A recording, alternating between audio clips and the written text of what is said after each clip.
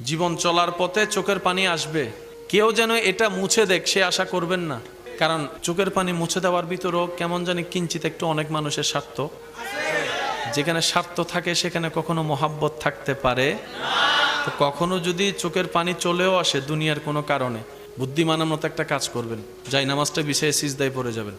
দুনিয়ার মানুষ আপনাকে কষ্ট দিয়েছে দুনিয়া থেকে দূরে রাখার জন্য, কিন্তু আপনি যদি সৌভাগ্যবান হন ওই কষ্টটাকে কষ্ট হিসেবে নিয়ে, অন্তরের সে ব্যথাটাকে চোখের পানি হিসেবে নিয়ে রবের দরবারে সিজদায় পড়ে যাবেন।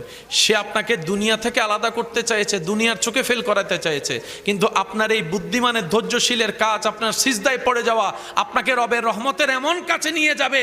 সে আপনাকে ছোট্ট দুনিয়া থেকে মারুম করতে চেয়েছে, ওদিকে আপনার রব আপনার চোখের পানি দেখে খুশি হয়ে আপনাকে জান্নাতও দিয়ে দিতে পারে। সেজন্য মনে রাখবেন, রবের বান্দা কখনো লসে নাই। তারা কাঁটা ফুটলো লাভ, গালি শুনলো লাভ, বদনাম শুনলো